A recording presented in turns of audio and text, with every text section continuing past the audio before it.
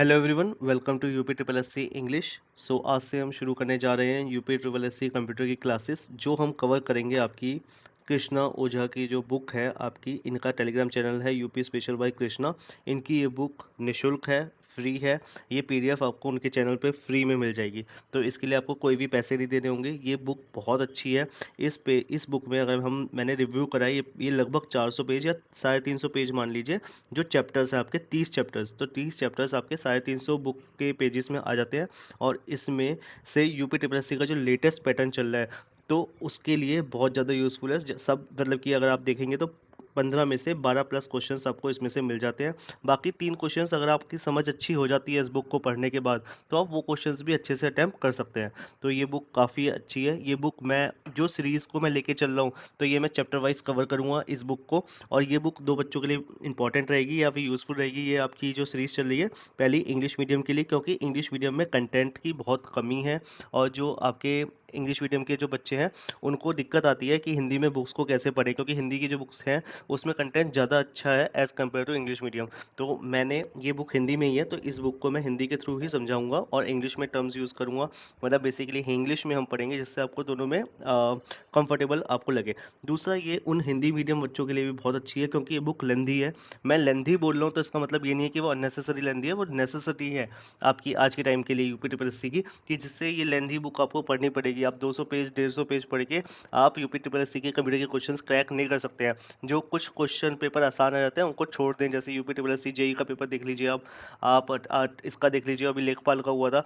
ऐसे क्वेश्चंस जो हैं वो आपको इस बुक से आराम से मिल जाएंगे। ये बुक इस तीनों का पेपर हुआ आपका, काफ़ी अच्छे अच्छे क्वेश्चंस इसमें से आए हुए हैं। तो ये 350 जो पेजेस हैं, जिसमें 30 चैप्टर्स में डिवाइड है। आज हम स्टार्ट करेंगे पहला चैप्टर, कंप्यूटर एंड सूचना तकनीकी। तो ये चैप्टर आपका हर क्लास में हम एक चैप्टर या 2 चैप्टर लेने की कोशिश करेंगे, और उसके थ्रू हम डीप में, जैसा इस बुक में दे रखा है, उसको हम अच्छे से एक्सप्लेन करेंगे। तो चलिए शुरू करते हैं। क्लास नंबर 1 आपकी कंप्यूटर एवं सूचना तकनीकी का परिचय, मतलब कंप्यूटर का इंट्रोडक्शन। तो सबसे पहले हम इंट्रोडक्शन हमें पता होना चाहिए।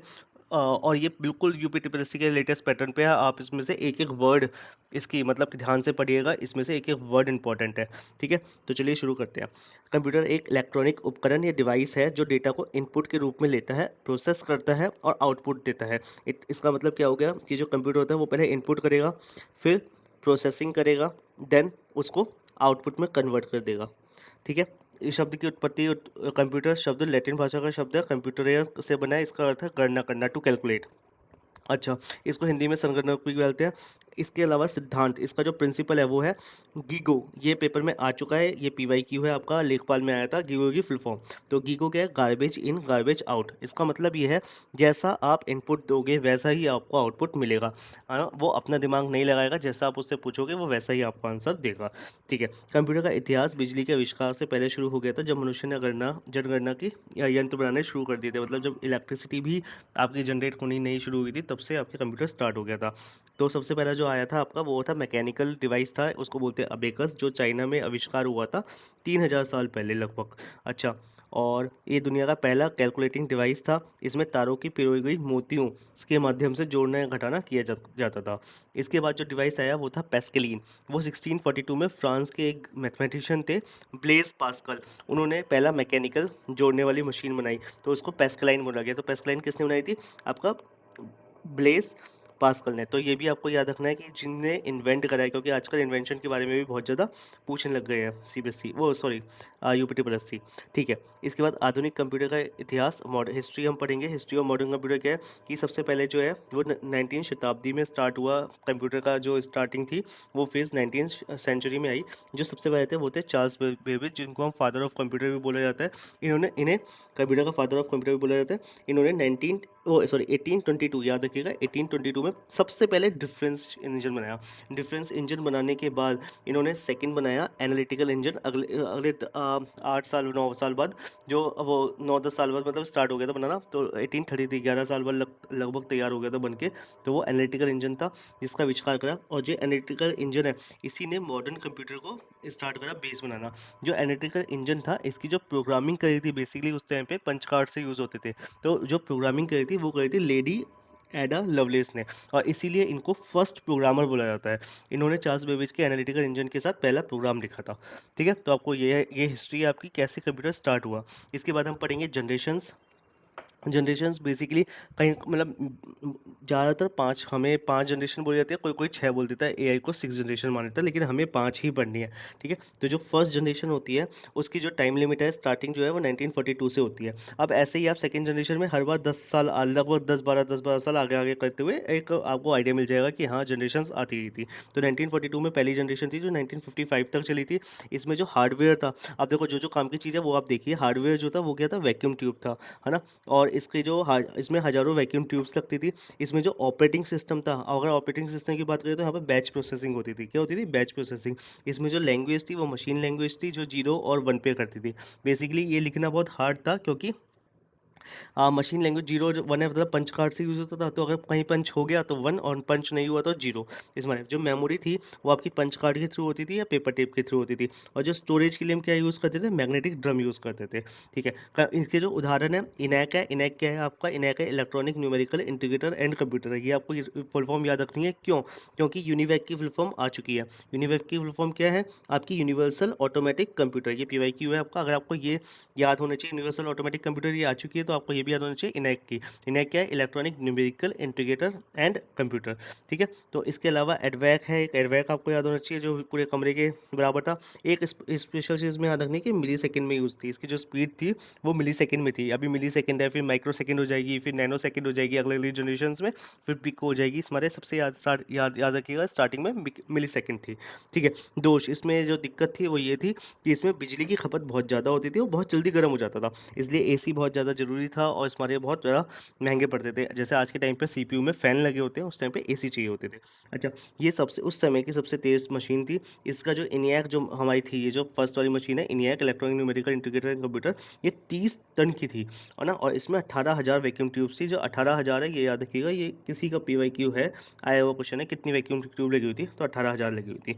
ठीक है, फिर आता है सेकंड जनरेशन। सेकंड जनरेशन आपकी वही 10 साल 12 साल ऐसे करते रहिए, याद रखिए। 1956 में स्टार्ट हुआ था, 1964 तक चला था। इसमें जो हार्डवेयर यूज़ हुआ था वो था ट्रांजिस्टर्स। क्या था? ट्रांजिस्टर्स। इसने वैक्यूम ट्यूब्स की जगह ले ली थी, अब ट्रांजिस्टर्स यूज़ होते थे। ट्रांजिस्टर बहुत छोटे सस्ते और ये आज भी यूज़ होते हैं, है ना, और काफ़ी तेज़ होते थे। अच्छा, इसमें जो ऑपरेटिंग सिस्टम था वो बैच प्रोसेसिंग तो था ही था पहले वाला, इसके साथ मल्टी प्रोग्रामिंग ऑपरेटिंग सिस्टम भी आ गया था। इसमें जो लैंग्वेज यूज़ होती थी वो असेंबली लैंग्वेज यूज़ होती थी, जैसे कोड वगैरह सब एडिशन सब्ट्रैक्शन वगैरह का यूज़ होता था। इसमें लैंग्वेज और हाई लेवल लैंग्वेज यूज़ होती थी, जैसे फोर्ट्रेन। याद रखिएगा, फोर्ट्रेन आपका पीवाईक्यू है, आ चुका है इसके ऊपर क्वेश्चन। फोर्ट्रेन आपका सेकंड जनरेशन में स्टार्ट हो गया था, और एक कोबोल, है ना, ये दोनों इसी सेकंड जनरेशन में इसकी जनरेशन स्टार्ट हुआ था, बर्थ हुआ था। ठीक है, इसके बाद मेमोरी आपको याद रखनी है। मेमोरी आपकी प्राइमरी मेमोरी जो थी मैग्नेटिक कोर, अब मैग्नेटिक ड्रम से मैग्नेटिक कोर पे आ गए हो आप, तो मैग्नेटिक कोर हो गई थी सेकंड जनरेशन में। इसकी सेकेंडरी स्टोरेज थी वो मैग्नेटिक टेप थी और मैग्नेटिक डिस्क थी। Example IBM 1401, CDC, UNIVAC 1108। ये याद रखने की जरूरत नहीं है, लेकिन हाँ ये पता होना चाहिए आपको कि हाँ ये कंप्यूटर थे। ठीक है, ये छोटा, अब देखो जैसे जैसे जनरेशन बढ़ती जाएगी वैसे वैसे कंप्यूटर छोटे होते जाएंगे। तो ये छोटा था, इसमें पहले जो स्पीड थी वो कितनी थी? मिली सेकेंड। अब कितनी हो गई है? माइक्रो सेकेंड हो गई सेकेंड जनरेशन में। ठीक है, इसमें अधिक विश्वसनीय था, कम गर्मी थी, विशाल बिजली की खपत होती थी, खपत ज़्यादा थी। ठीक है, अभी भी एसी की आवश्यकता थी, व्यावसायिक उत्पादन महंगा था इसका, कि जो कमर्शियल इसको प्रोडक्शन करें तो उसके लिए महंगा था, हमारे इसको कोई खरीदने के बस की भी नहीं थी उस टाइम पे। ठीक है, मतलब जो इंडिया में आया था वो शायद 8-10 करोड़ का पहला कंप्यूटर आया था जब आया था उस टाइम पे, 1956 के आसपास की बात है ये। तो सोचो कितना महंगा होता था, 10 करोड़ रुपये उस टाइम पे। ठीक है, देन अब चलते हैं थर्ड जनरेशन पे। थर्ड जनरेशन की जो समय सीमा थी, टाइम था, वही देखो 10 साल फिर आगे बढ़ गए, 1965 में आ गए, 1965 से 75 तक। फिर हार्डवेयर जो था उसका वो आईसी, अब आईसी चिप्स आ गई थी आपकी। जो ट्रांजिस्टर्स थे वो हट गए हैं, है ना। तो ट्रांजिस्टर्स की जगह क्या आ गए हैं आपके? आईसी सर्किट्स आ गए हैं, मतलब इंटीग्रेटेड सर्किट्स आ गए हैं, और प्रोसेसर आ गया है। इन्हें चिप भी बोला जाता था। और इनके जो, हाँ, ये आविष्कारक याद रखिएगा, जैक किल्बी। क्यों? क्योंकि आजकल आविष्कारक बहुत ज़्यादा पूछे जा रहे हैं, तो आपको याद रखिए जैसे MS ऑफिस का पूछा गया था, और भी बहुत सारे पूछे गए हैं, तो याद रखिएगा देखिएगा चिप का जो माइक्रो ये आईसी थी, आईसी की जो आपकी आविष्कारक थे, इन्वेंटर थे, वो थे जैक किल्बी। ठीक है, इसमें जो टेक्निक यूज़ हुई थी वो स्मॉल स्केल इंटीग्रेशन और मीडियम स्केल इंटीग्रेशन यूज़ हुई थी। सॉफ्टवेयर अब क्या आ गया था, अभी आ गया था टाइम शेयरिंग और रिमोट प्रोसेसिंग। जो सॉफ्टवेयर यहाँ पर क्या कहते हैं सेकेंड जनरेशन में बैच प्रोसेसिंग और मल्टी लेवल ऑपरेटिंग सिस्टम था, वो यहाँ पर टाइम शेयरिंग में पहुँच गया है कि टाइम शेयर के साथ साथ ऐसे चलता था। रिमोट प्रोसेसिंग सिस्टम इसमें यूज़ होता था। लैंग्वेज अब पास्कल आ गई थी, बेसिक आ गई थी और एल्गोल आ गई थी। ये थर्ड जनरेशन की वो भाषाएँ आ गई थी। और इसमें मैग्नेटिक कोर जो ज़्यादा क्षमता वाला, ज़्यादा मेमोरी वाला मैग्नेटिक कोर अब डिस्क यूज़ होता था पहले, तो वो कोर में हो गया। पहले ड्रम फिर डिस्क, अब क्या हो गया मैग्नेटिक कोर। जो प्राइमरी मेमोरी थी वो मैग्नेटिक कोर में इंक्रीज़ हो गई थी बेसिकली। ठीक है, IBM 360 यूज़ हुआ, हनीवेल 3000 यूज़ हुआ, ये आपको याद होना चाहिए। अब इसमें याद रखना है थर्ड जनरेशन में सबसे पहले मॉनिटर और कीबोर्ड और मॉनिटर आए थे। ठीक है, इससे पहले पंच कार्ड करते चलते थे। बहुत इंपॉर्टेंट क्वेश्चन है ये, एक ना एक टाइम जरूर आना चाहिए कि कीबोर्ड कब इंट्रोड्यूस हुआ था या मॉनिटर कब इंट्रोड्यूस हुआ था, कौन सी जनरेशन में था, आपको याद रखना है। थर्ड जनरेशन में यूज़ हुआ था। ठीक है, अब इसकी जो स्पीड है वो कितनी हो गई, नैनो। पहले कितनी थी, मिली, फिर माइक्रो, अब तीसरे में क्या हो गई है, नैनो। ठीक है, ये अब आकार में छोटा हो गया, रख रखाव में आसान है, कम बिजली है। आईसी चिप बनाने के लिए जटिल टेक्निक की आवश्यकता थी, इसमें इसको दिक्कत होती थी बनाने में। ठीक है, अब आ जाते हैं हम फोर्थ जनरेशन में। फोर्थ जनरेशन आपकी 1976, देखो 10 साल आगे बढ़ गई तो 1976 में आ गई है। अब हार्डवेयर जो था आपका वो माइक्रो प्रोसेसर था। Technique very large scale integration, पहले क्या था इंटीग्रेशन आईसी चिप्स थी, अब वो very large scale IC chips आ गई हैं, है ना। और इसमें लाखों ट्रांजिस्टर्स लगे होते थे, बहुत सारे ट्रांजिस्टर्स मिलके आपका VLSI बनाते थे। ठीक है, सॉफ्टवेयर जो ऑपरेटिंग सिस्टम था वो है GUI का ग्राफिकल यूज़र इंटरफेस, जिसका आगमन आपका विंडोज़ और मैकोस में हुआ था। अच्छा, इसके अलावा आपको याद रखना है जो लैंग्वेज थी वो C++, DBase, SQL थी। और इसमें मेमोरी सेमीकंडक्टर, अब जो आपकी मेमोरी है वो मैग्नेटिक ड्रम या फिर मैग्नेटिक आपकी जो चिप वो थी, क्या कहते हैं मैग्नेटिक चिप्स वगैरह, उनको हटा के मैग्नेटिक कोर वगैरह को हटा के अब क्या आ गई है, सेमीकंडक्टर मेमोरी आ गई है। और इसकी हार्ड डिस्क की क्षमता में इंक्रीज़ हो गई है अब उसकी। ठीक है, एग्जांपल इसके IBM, एप्पल मैनिटोश याद रखिए, वो काफ़ी है। ठीक है, इसके अलावा कंप्यूटर आदमी तक पहुंच गया था, इंटरनेट का जन्म हो गया था। कब की बात है ये कि ये बात है आपकी 89 के आसपास की। इसके बाद ही जस्ट वो WWW आ गया था 1991 में। ठीक है, इसके बाद इसमें दुनिया का पहला जो माइक्रो प्रोसेसर था वो था इंटेल 4004। ये आपको याद रखना है, 1971 में बना था। ये क्वेश्चन आने के चांसेस हैं, एक टाइम जरूर आएगा कि फर्स्ट आपका माइक्रो प्रोसेसर का नाम क्या था, तो इंटेल 4004। ठीक है, उसके बाद आखिरी जनरेशन आती है हमारी पाँचवीं जनरेशन, जो आज तक चल रही है 1980 के स्टार्ट होकर। इसमें जो आपका हार्डवेयर था वो था अल्ट्रा स्केल आईसी, और इसमें AI का यूज़ स्टार्ट हो गया है। अच्छा, पैरेलल प्रोसेसिंग, इसमें सॉफ्टवेयर यूज़ होता है, इसमें कई काम एक साथ हो जाते हैं। लैंग्वेज, इसमें नेचुरल लैंग्वेज प्रोसेसिंग बहुत इंपॉर्टेंट है, ये PYQ है, NLP की फॉर्म पूछी गई है ना। तो नेचुरल लैंग्वेज प्रोसेसिंग, ठीक है, कंप्यूटर इंसानी भाषा समझ और सके इसलिए इसका यूज़ होता है। इसमें पाइथन, जावा, लिस्प, ये पेपर में आ चुका है कि जो आपकी AI होती है उसमें कौन सी लैंग्वेज यूज़ होती है, तो लिस्प होती है, लिस्ट प्रोसेसिंग इसका नाम है। ठीक है, तो ये स्टार्टिंग की जो लैंग्वेजेस थी उसमें बहुत पॉपुलर लैंग्वेज थी लिस्प। ठीक है, मेमोरी स्टोरेज जो है वो ऑप्टिकल ब्लू अरे SSD और क्लाउड स्टोरेज यूज़ होने लग गए हैं। और कंप्यूटर टेक्निक के उदाहरण जो है जैसे कि एग्जांपल रोबोट्स वगैरह का, सुपर कंप्यूटर परम जो हमारे इंडिया में चल रहा है, वो वॉइस असिस्टेंट एलेक्सा, सिरी, गूगल असिस्टेंट वगैरह चल गए हैं। अब इसमें जो सोचने समझने की जो क्षमता थी, निर्णय लेने की, डिसीजन लेने की, वो सब स्टार्ट हो गई है। अब इसमें क्वांटम कंप्यूटिंग भी रिसर्च के तौर पे है, जो बढ़ने वाली है धीरे धीरे फिफ्थ जनरेशन में। ठीक है, इसमें गुरु क्या है, इसके अकल्पनीय गति है, स्पीड बहुत तेज़ है, इंसान की तरह बात करता है। इससे अनएम्प्लॉयमेंट का डर है, मानवीय बुद्धिमत्ता पर मशीनों का हावी होना, एथिकल इश्यूज़ के ऊपर दिक्कत हो सकती है। अच्छा, इसमें इस पीढ़ी का लक्ष्य ऐसी मशीन बनाना है जो खुद सीख सके। मशीन लर्निंग की बात होती है यहाँ पर, मशीन लर्निंग के ऊपर एक दो क्वेश्चन जरूर पूछे जाते हैं। ठीक है, तो इसके बाद हम कुछ स्पेशल पॉइंट्स हैं जो हमें पाँचों जनरेशन में काम आए थे, जैसे पंच कार्ड। हमने पंच कार्ड बहुत सुना कि फर्स्ट जनरेशन में आपका पंच कार्ड वगैरह यूज़ होता है, तो वो पंच कार्ड क्या है, अब वो उसके बारे में जानते हैं। पंच कार्ड कंप्यूटर के इतिहास में एक बहुत ही महत्वपूर्ण आविष्कार था, इन्वेंशन था। आसान भाषा में समझे तो ये पुराने ज़माने में पेन ड्राइव या हार्ड डिस्क की तरह था। इसमें मेमोरी स्टोर करके रखते थे, कागज़ से बनता था। अब होता क्या था, पंच कार्ड एक सख्त कागज़ का स्टिफ पेपर का एक पेपर था, कार्डबोर्ड के टुकड़े का आधार का। अब इसका उपयोग डिजिटल डेटा को स्टोर करने के लिए, कंप्यूटर के निर्देश को देने के लिए किया जाता था। कैसे काम करता था ये? इसके अंदर जानकारी होल्स के माध्यम से दर्शाया जाता था। इसकी कार्यप्रणाली बाइनरी सिस्टम पे थी। कैसे? अगर पंच करा, इसका मतलब होता है कि डेटा मौजूद है, वन है, ऑन बोला जाता था। अगर पंच नहीं हुआ तो इसका मतलब है कि उसके अंदर डेटा नहीं है। ऐसे इसको यूज़ करा जाता था। कंप्यूटर के अंदर एक मशीन होती थी जिसे कार्ड रीडर कहते थे, और ये जब यह कार्ड इस मशीन से गुजरता था तो मशीन छेदों की स्थिति वो पढ़ती थी और समझ जाती थी कि क्या लिखा है और क्या गणना करने वाली है, ऐसे समझ जाती थी। ठीक है, इतिहास क्या है हिस्ट्री में, शुरुआत में इसको जो क्लोथ इंडस्ट्री है उसने स्टार्ट करा था पंचकार्य का विचार सबसे पहले जोसेफ मैरी जैकवर्ड। अब याद रखिएगा वापस से कि जो जोसेफ मैरी जैकवर्ड है इसने पंचकार्य का इन्वेंट किया था 1801 में। ठीक है, इसका इस्तेमाल कपड़े बुनने में करा जाता था, पावर लूम में डिज़ाइन पैटर्न को समझने के लिए, कंट्रोल करने के लिए किया जाता था। कंप्यूटर का उपयोग कंप्यूटर डेटा प्रोसेसिंग के लिए इसका सफल उपयोग हर्मन हॉलेट जो आईबीएम के है ना मालिक, माई बाप, उन्होंने करा था सबसे पहले कंप्यूटर में यूज़ इस चीज़ का।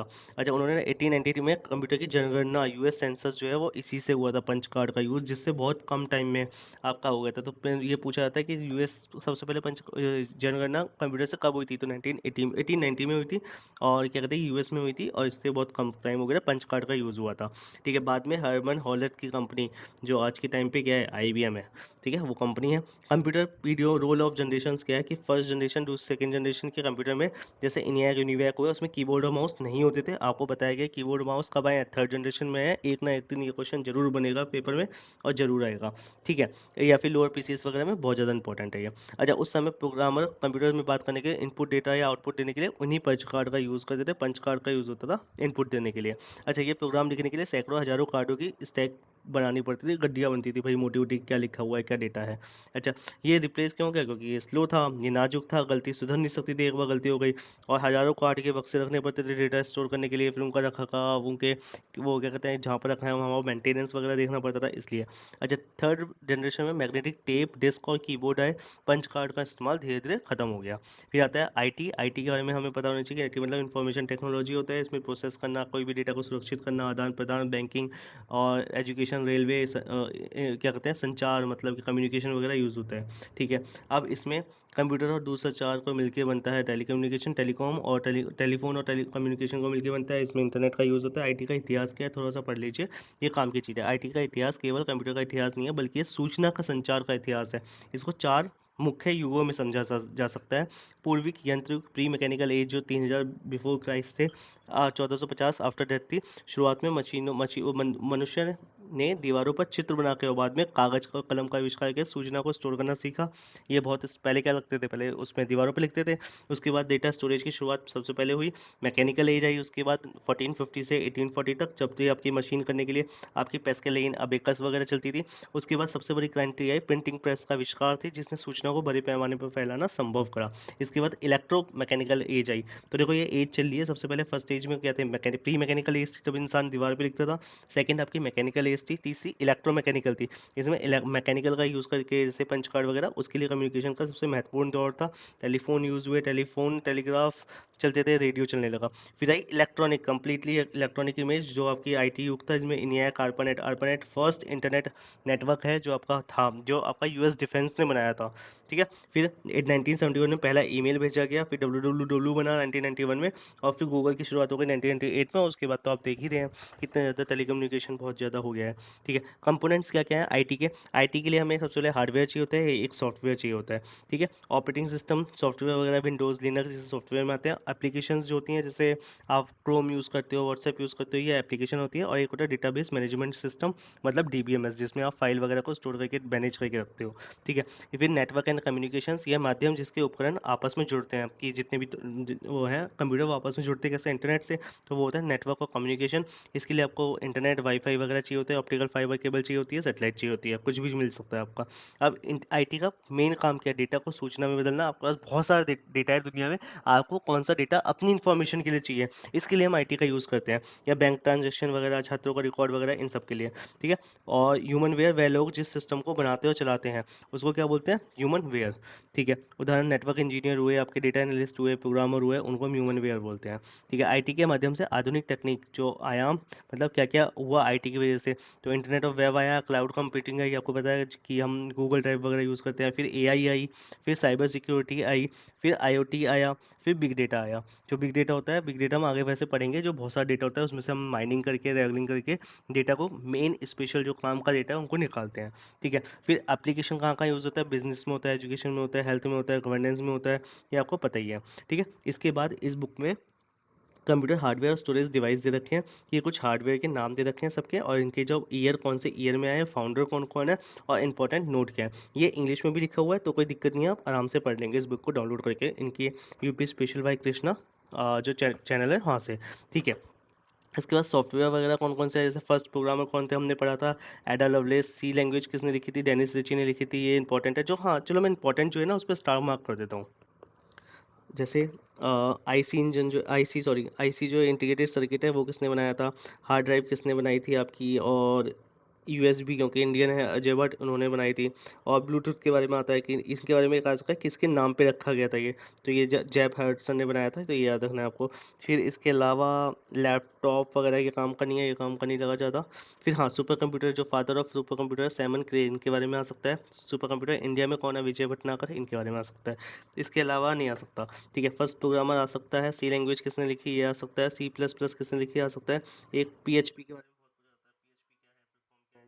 तो ये हम आगे पढ़ेंगे वैसे। ठीक है। फिर जावा स्क्रिप्ट नहीं आएगा, फोर्ट्रेन नहीं आएगा, सी नहीं आएगा। पाइथन के बारे में आ सकता है कि पाइथन किसने लिखी है, कब आई, 1991 में, ये भी याद रखिएगा।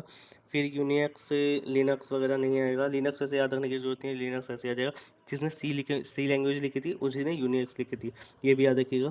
फिर आता है आपका विंडोज सॉफ्टवेयर वगैरह पता ही है, एंड्रॉयड पता है, iOS आ जाओ ये पता है आपको, बायोस, ये वाले ये बायोस याद रखिएगा। अभी हम बायोस आगे भी पढ़ेंगे वैसे, बेसिक इनपुट आउटपुट सिस्टम ये पढ़ेंगे गैडी किडल में। और इसके अलावा हमें बग वगैरह नहीं पढ़ना, एसक्यूएल की भी कर लीजिएगा, एसक्यूएल आज का हॉट टॉपिक है, यूपीटी का डोनाल्ड कैम्बलब्रिन और रे बॉयस ने लिखा था। ठीक है। इसके अलावा कुछ करने की जरूरत नहीं है। ठीक है।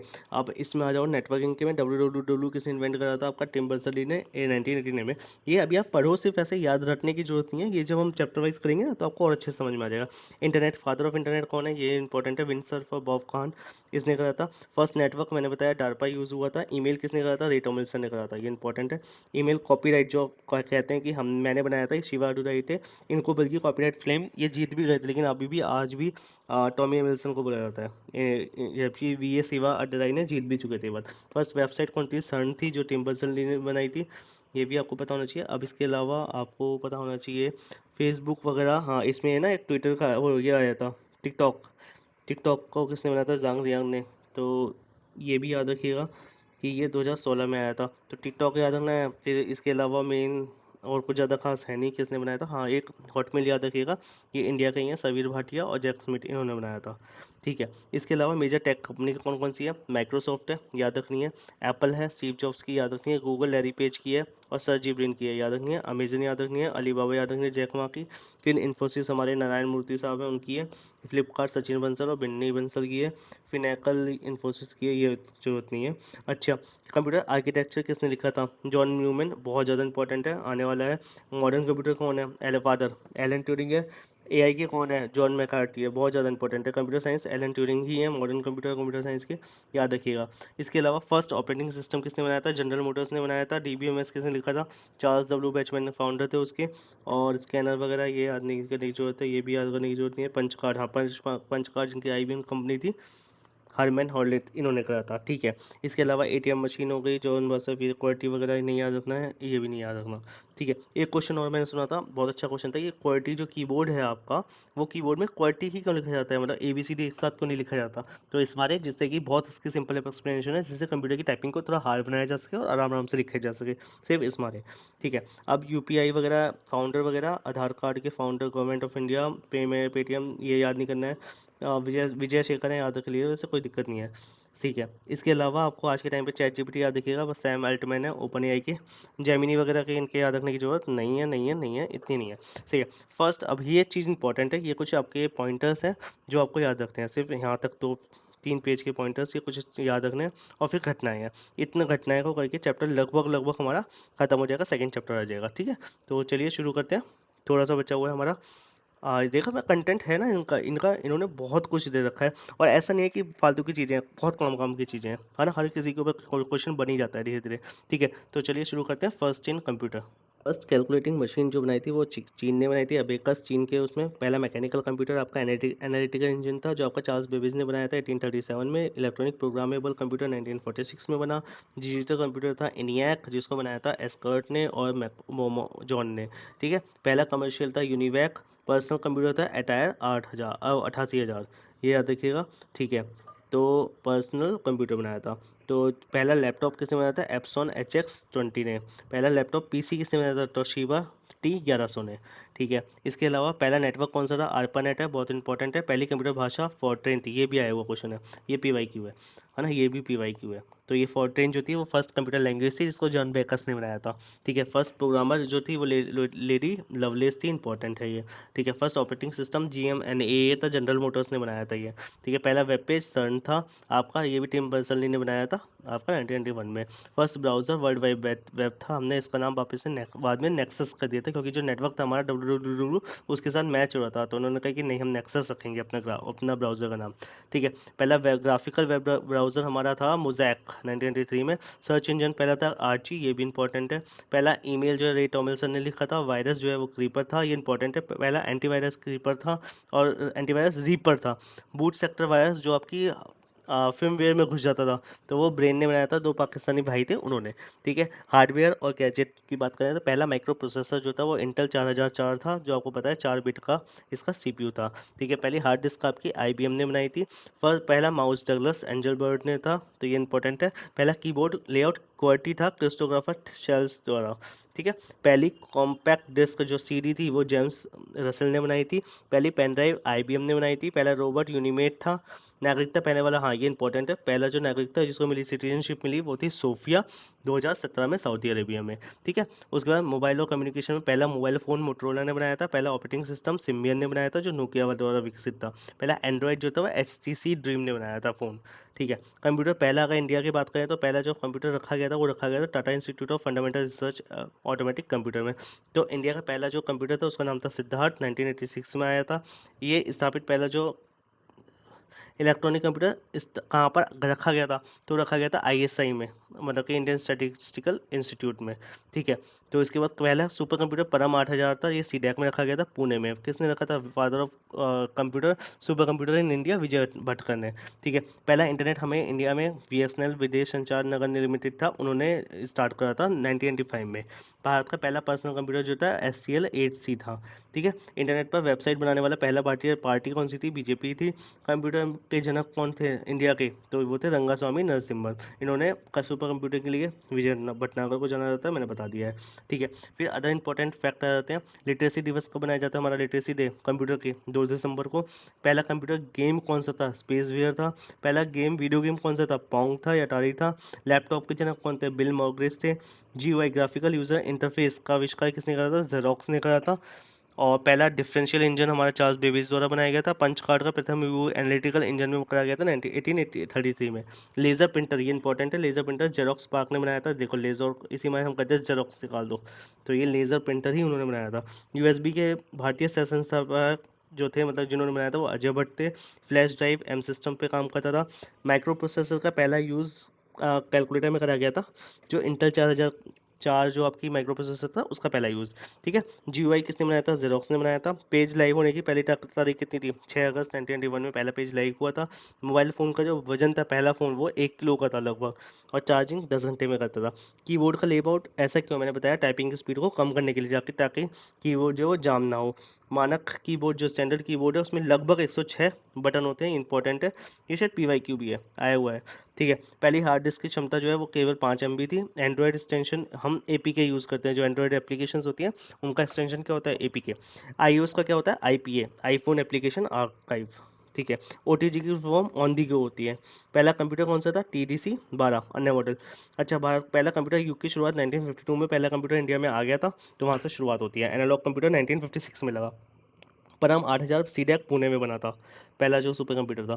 ठीक है, मदर ऑफ कंप्यूटर कौन है? एडा लवलेस है, हमने पढ़ लिया। फादर ऑफ लैपटॉप कौन है? वो मॉडगेज है, बिल मॉडगेज। ठीक है, तो ये आपको याद रखना है। अब कुछ घटनाएं हुई थी कंप्यूटर के लिए, जिससे हमारा पहले अपोलो 11 जो गया था, पहला अपोलो 11 गया था, याद रखिएगा, PFI की हुई है।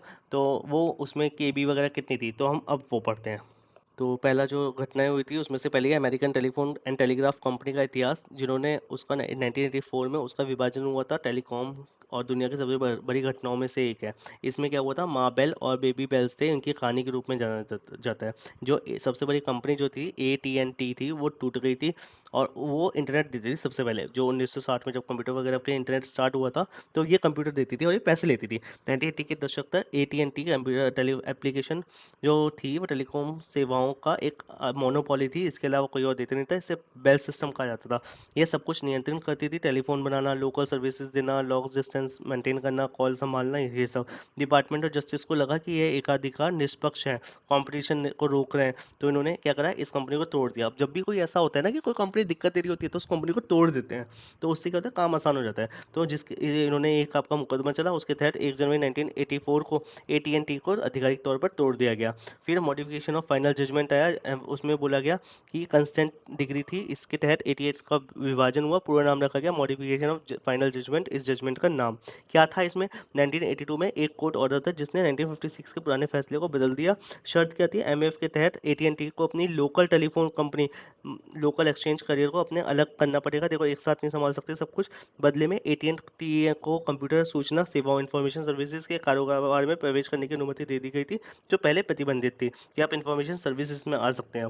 फिर रीजनल बेल ऑपरेटिंग कंपनीज है, जिसको जब AT&T तोड़ा गया तो उसके 22 स्थानीय बेल कंपनीज को 7 बड़ी क्षेत्रीय होल्डिंग कंपनी के वापिस बना दिया गया। और ये जो 7 कंपनी बनी, ये बेबी बेल्स होती हैं कि छोटी छोटी कंपनी बन गई है, बड़ी कंपनी को तोड़ के इन कंपनीज के थ्रू आप इंटरनेट को वो कंट्रोल करते थे। ठीक है, आज इनमें से अधिकांश कंपनी फिर से मिल गई हैं, मुख्य रूप से आधुनिक AT&T वर्जन और ल्यूमेन का हिस्सा बन गई हैं, जिसे साउथ वेस्टर्न बेल ने AT&T को खरीदा था, उसका नाम अपना लिया है। ठीक है, फिर लोकल एक्सेस और ट्रांसपोर्ट एरिया, ये आपके काम का नहीं है, उसको लाटा बोला गया था भाई, ये अमेरिका की थोड़ी सी कहानी है। तो आपको बस AT&T के बारे में पता होना चाहिए कि AT&T बहुत पुरानी कंपनी है, जिन्होंने ऐसा हिस्ट्री हुई थी। कभी कभी UPSSC इस पे अगर पॉइंट पे पहुंचता है तो वो बताएगा कि AT&T को कितनी कंपनीज में तोड़ा गया था, तो आपको याद रखिएगा 7 कंपनीज में तोड़ा गया था। इसको बेबी बेल बोला जाता है जोड़ के। ठीक है, ठीक है। अब आता है माइक्रोसॉफ्ट का केस भी बेकार है, ये ज़्यादा इंपॉर्टेंट नहीं है। एक केस और था, वो मुझे बताना है, अपोलो गाइडेंस वाला। ये रहा अपोलो गाइडेंस कंप्यूटर। ये क्या था कि ये उस टाइम पे जब अपोलो 11 गया था वहाँ पर, तो वहाँ पर नासा ने जो बनाया था कंप्यूटर, उसमें आपका कंप्यूटर लगा था। तो उसके अंदर जो स्पीड थी वो कितनी थी, 2 mAh थी। मेमोरी कितनी थी रैम की, 4 KB थी। और रोम की मेमोरी कितनी थी, 64 KB या 72 KB थी रोम की। तो इसमें रैम और रोम वगैरह देखो कितनी ज़्यादा कम थी। उस टाइम पे हम चांद पे पहुंच गए थे, उसके बाद हम कभी नहीं पहुंच पाए आज तक, मतलब कोई इंसान नहीं पहुंच पाया। तो आपको ये याद रखना है। इसके अलावा आपको याद रखने की चीज़ इसमें नहीं है कुछ भी। हाँ, जब अपोलो 11 चांद की सतह पर उतर रहा था तो कंप्यूटर ओवरलोड हो गया था और स्क्रीन पर 1202 अलार्म चमकने लगा। AGC की ऑपरेटिंग इतना स्मार्ट था उस टाइम पे, जो ये कंप्यूटर गाइडेंस कंप्यूटर था, अपोलो गाइडेंस कंप्यूटर, ये इतना स्मार्ट था कि उसने गैर जरूरी कार्य जैसे रडार अपडेट करना बंद कर दिया और केवल इंजन चलाने और लैंडिंग पर ध्यान दिया। अगर एक क्रैश हो जाता तो मिशन फेल हो जाता। तो उसने उस टाइम पे मेमोरी वगैरह कम थी, लेकिन वो इतना स्मार्ट था। ठीक है, अगर आप उस टाइम की बात करें और आज के टाइम के लिए कंप्यूटर वगैरह को कंपेयर करें, तो आप देखेंगे जो उसकी प्रोसेसर स्पीड थी वो कितनी थी उस टाइम पे, 0.043 मेगा हर्ट्स। अब कितनी है, 4000 मेगा हर्ट्स है स्मार्टफोन की खाली। रैम की कितनी है, 4 KB थी, आज की कितने टाइम पे है, 16 GB आज, है ना। तो स्टोरेज कितनी थी, 64 KB। आज के टाइम पे कितनी है, 512 या 1 TB SSD तक लग जाता है।